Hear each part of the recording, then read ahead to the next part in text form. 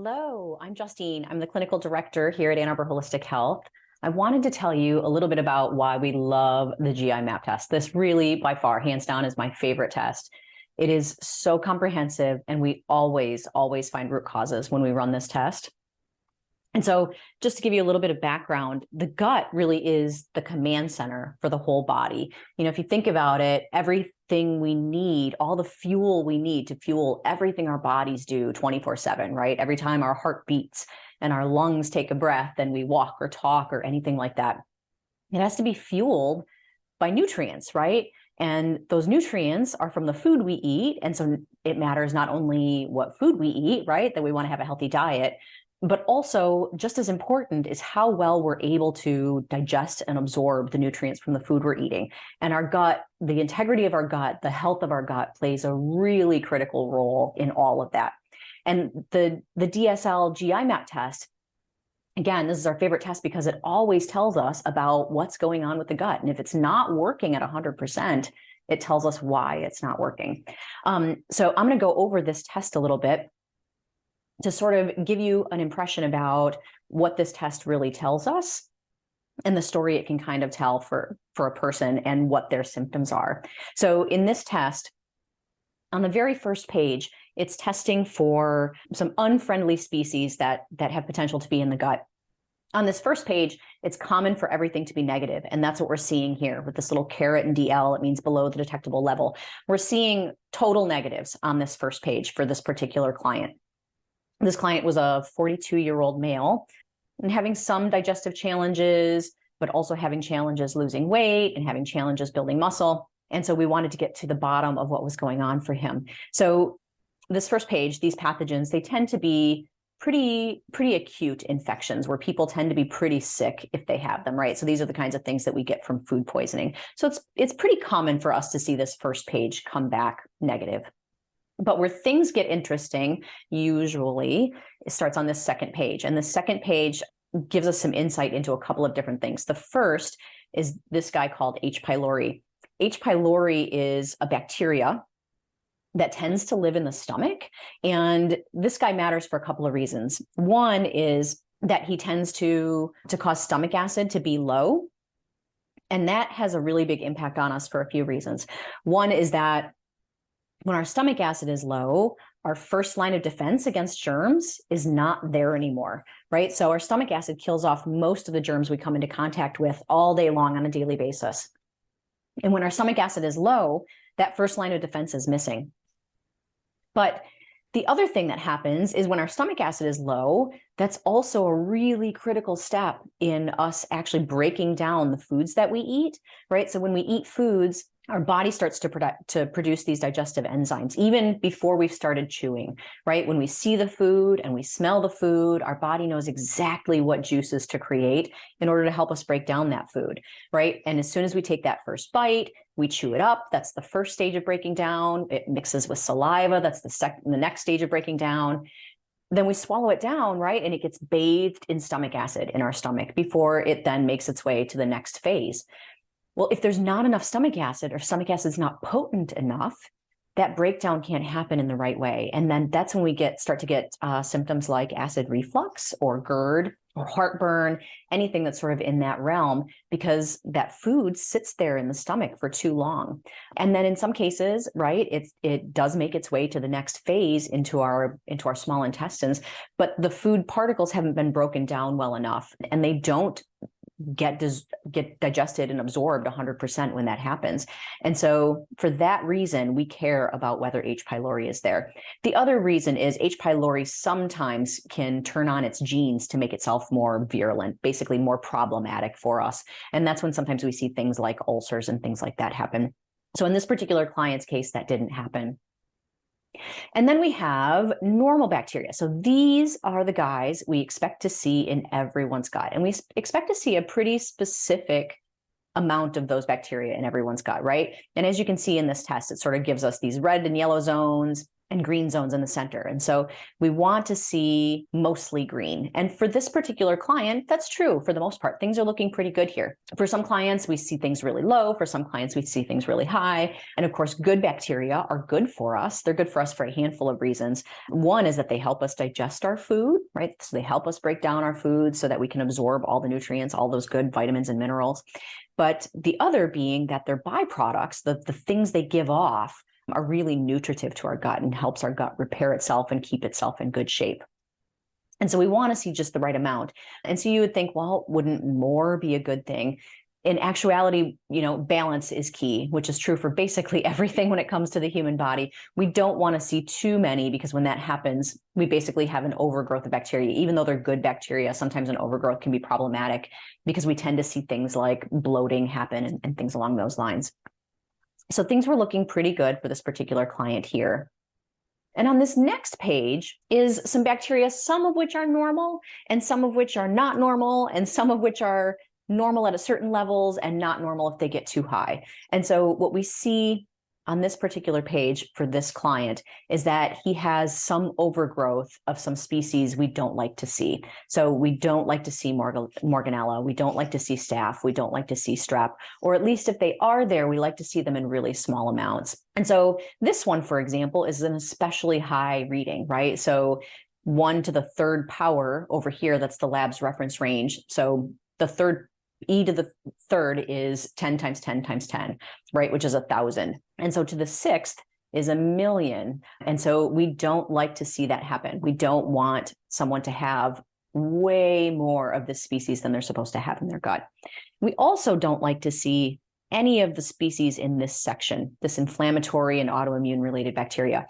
We don't know why for certain, but we do know that there's a connection. When people tend to have these bacteria, they're more likely to have some bigger level of systemic inflammation or an autoimmune condition.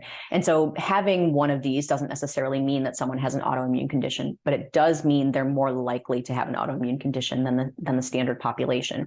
And so this tells us a whole lot about some unfriendly species that we might have in the gut. And the reason we care about these guys is, again, not only because they have potential to cause inflammation and autoimmunity, but because these guys steal our nutrients. So they're the opposite of helping us to digest our foods like the good guys are, but also because their byproducts are toxic, meaning it does little minute amounts of damage to the gut. And for the most part, the gut can repair itself. But over time, if these guys continue to live there, continue to hang out and run the show in the gut, then what happens is these little minute amounts of damage to the gut over time add up, and the gut becomes less and less effective at doing its job. And that's when we tend to see all sorts of digestive symptoms, right? So if we have undigested food that makes its way through, if we have constipation, if we have diarrhea, if we have, belly cramping, if we have bloating, anything like that, we tend to see because we have an overgrowth of some of these unfriendlies in the gut. So this test tests for several different types of species. It also tests for fungi and yeast, which wasn't present in this client, so that's a good thing, as well as viruses and parasites, which there was a parasite for this particular client, as well as worms. And so essentially, the name of the game here when we run a GI map is, do we have enough of the good guys or the right balance of the good guys? And do we have too many of the bad guys? And, good diet can really help build up these normal bacteria, even without probiotics in a lot of cases. But good diet and good bacteria and even probiotics in a lot of cases really struggles to get rid of these bad guys if they're really running the show. And so it takes a really specific targeted approach for an individual to help drive up the numbers of the good guys and drive down the numbers of the bad guys in order to restore balance. Same is true with these parasites. The parasites and bacteria, they operate much in the same way, where the reason we don't want them there is essentially the same, is that they steal our nutrients and they do minute amounts of damage to the gut. And over time, that can become problematic. And now here is actually my favorite part of the test. This part of the test tells us about how a person's gut is functioning. So these first two markers are related to digestion. So this first one, steatocrit, it's a measurement of fat in a stool sample. And so if it starts to creep up, we know that someone's not doing a good job digesting the fats that are in their diet.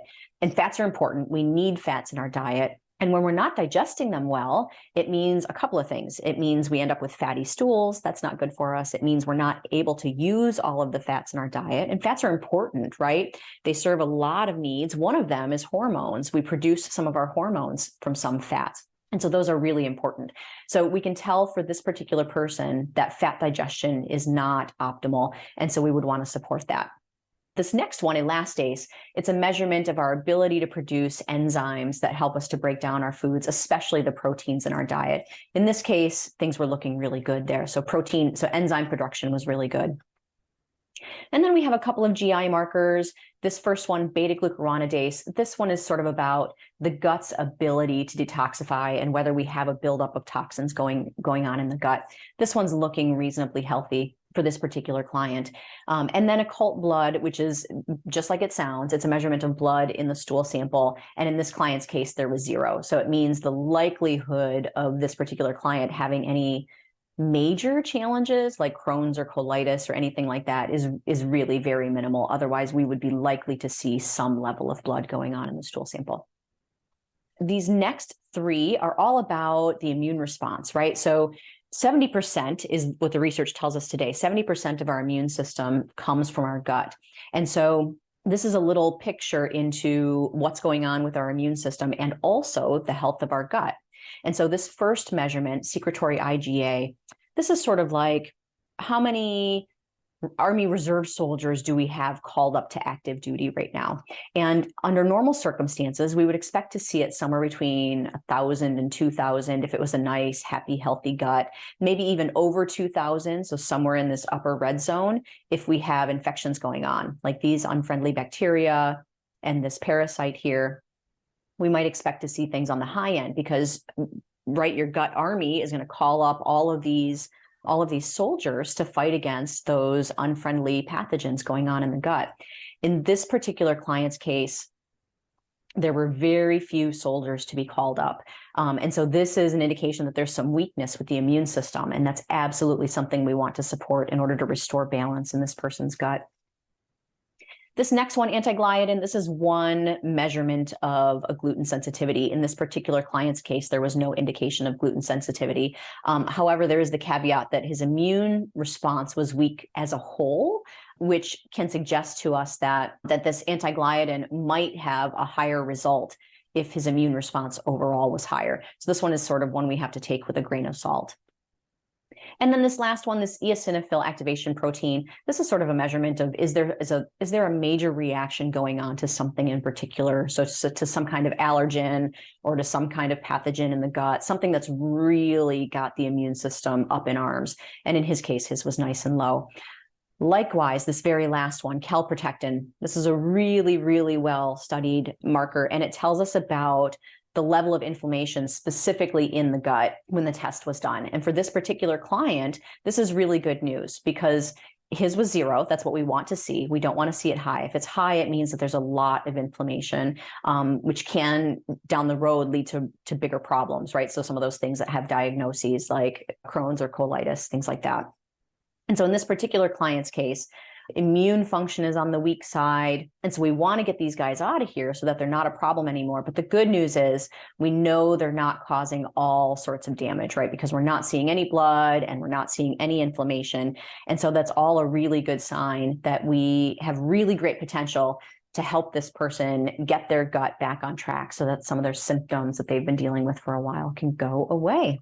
All right, so that is it in a nutshell. Those are my favorite things about the GI map, my favorite test. If there's anything that you have questions about, just let us know. We are here all the time at Ann Arbor Holistic Health. This is what we do day in and day out, is we help people understand what's going on and we help people find the root causes of what's going on with their health problems and resolve those things, support the body so that it can start to heal itself.